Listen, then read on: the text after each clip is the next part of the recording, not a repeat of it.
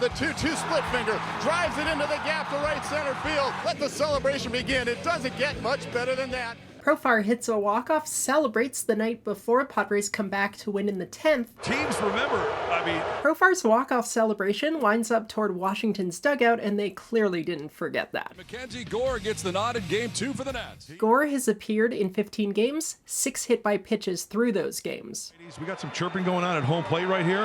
We got some... Whoa! Profar got into it with a catcher, Ruiz, and the bench is empty.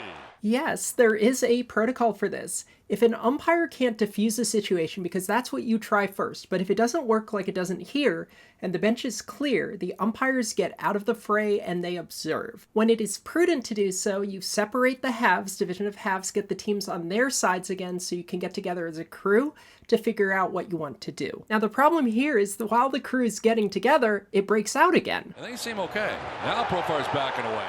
So because of that reignited secondary altercation, this goes from maybe we don't do anything to we have to do something.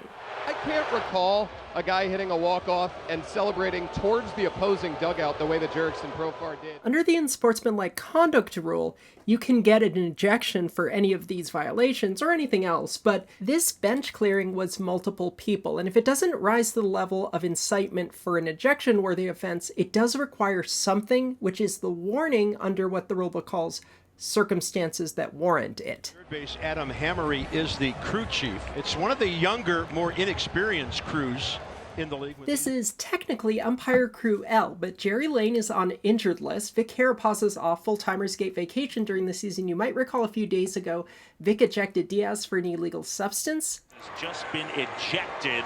Vic Carapaza there. He's off, which leaves Adam Hamari, the number 3, as the acting crew chief. Edwin Moscoso, the number 4, joined by Alex Tosi from a different crew who just got hired full-time, by the way, along AAA umpire Brian Walsh behind the plate. This is the least experienced crew in the league right now. If Profar were to be hit here, it's pointing to one dugout. There's your warnings. Yeah, right there.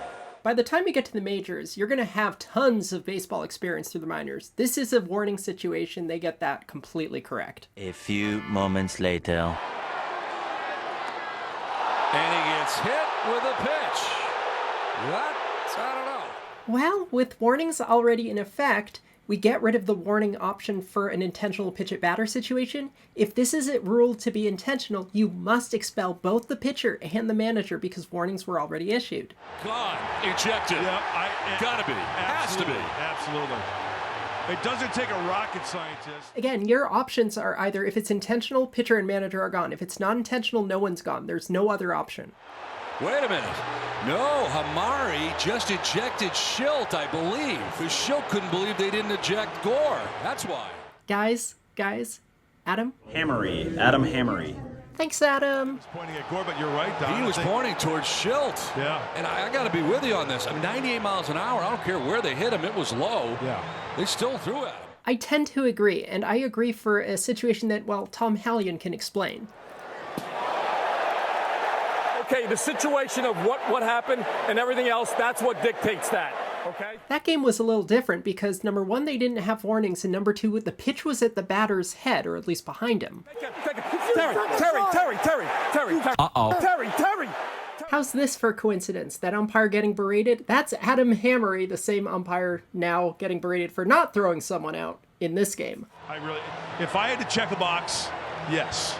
And that's Warnings were already handed out. And that's just my gut feeling. Yes, intentional, yes. Although there's greater urgency placed on head hunting, intentionality on the foot is the same penalty as the head, especially with warnings in effect. Intentional anything anywhere is an ejection. What surprises me the most about the sequence, especially the first pitch hitting Profar after bench is clear and warnings are issued, the crew doesn't even get together to talk about it. In the old days when Hamari ejected Syndergaard, the plate umpire made a unilateral decision on the spot, but now the mechanic is for the crew to get together. They could have gotten together and said, hey, you know what, it wasn't intentional, so there's no penalty, but they didn't even do that. They didn't have a conference. Given the situation, I'm kind of surprised they didn't. Shildt just gestured toward Mackenzie Gore. In conclusion, for determining hit-by-pitch intentionality, especially with warnings, a foot is just as valuable as a head. Hey! High drive! Deep left field! Winker back